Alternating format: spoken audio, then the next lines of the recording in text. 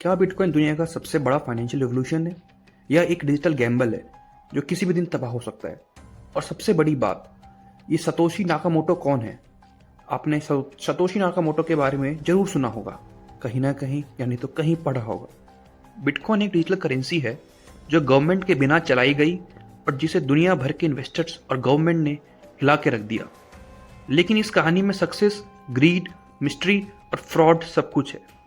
आज हम जानेंगे बिटकॉइन की राइज की पूरी कहानी। एक ऐसी स्टोरी जो पैसा और पावर दोनों को दिखाई देती है। तो जय हिंद दोस्तों, मैं आतिश मिश्रा आज आपके लिए लाया हूँ एक और इंटरेस्टिंग वीडियो जिसका टॉपिक है बिटकॉइन। एक नॉर्मल करेंसी बैंक या गवर्नमेंट के कंट्रोल में होती है, जैसे आरबीआई इंडिया के लिए होती है। लेकिन बिटकॉइन बिना किसी बैंक या गवर्नमेंट के काम करता है। लेकिन ये आइडिया आया कहाँ से? 2008 में जब दुनिया फाइनेंशियल क्राइसिस से गुजर रही थी, एक एनोनिमस इंसान या एक ग्रुप कह सकते हैं जिसने एक रिसर्च पेपर पब्लिश किया, bitcoin a peer to peer electronic cash system. और उस इंसान का नाम था सतोशी नाकामोटो। जी हाँ, सतोशी नाकामोटो ही था वो जिसने बिटकॉइन को रिलीज किया था। लेकिन सतोशी नाकामोटो कौन था?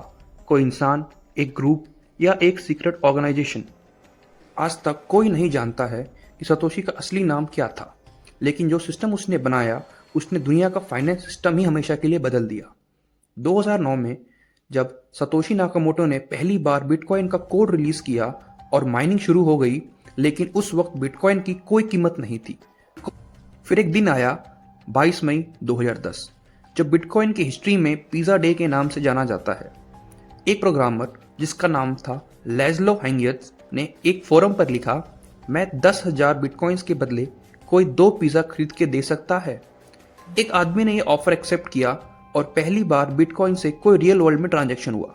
यह पहली बार था जब कोई भी ट्रांजैक्शन इस धरती पे बिटकॉइन के थ्रू हुआ था।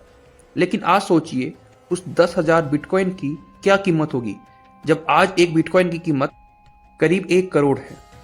दुनिया धीरे धीरे बिटकॉइन के पावर को समझने लगी। 2013 में बिटकॉइन की प्राइस $100 से भी ऊपर चली गई और फिर लोगों ने इसे डिजिटल गोल्ड कहना शुरू कर दिया। फिर आया 2017 का बूम।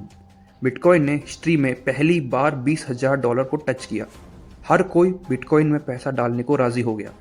लेकिन जो जितना तेज चढ़ता है, उसका गिरना भी उतना ही तेज होता है। जिस स्पीड से बिटकॉइन बढ़ रहा था, उतनी ही स्पीड से स्कैमर्स और हैकर्स भी बढ़ रहे थे।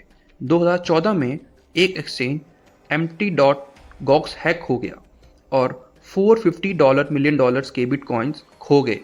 इन्वेस्टर ने भरोसा खोना शुरू कर दिया।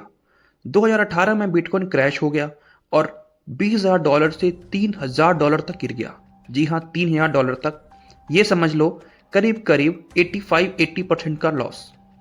अब ये समय था जब लोगों का भरोसा छूट गया। बिटकॉइन बबल का फटना शुरू हो चुका था और बिटकॉइन डिसेंट्रलाइज्ड है, इसका मतलब किसी गवर्नमेंट पर भी इसका कंट्रोल नहीं है। लेकिन गवर्नमेंट इसे बंद करना चाहती थी। चाइना ने 2021 में बिटकॉइन माइनिंग पर भी बैन कर दिया और भी कई देशों में इसे इलीगल कह दिया। लेकिन साथ ही ऐसे कई बड़ी कंपनीज बिटकॉइन को एक्सेप्ट करना शुरू कर दिया गया। टेस्ला, पेपल और कई नए स्टार्टअप्स।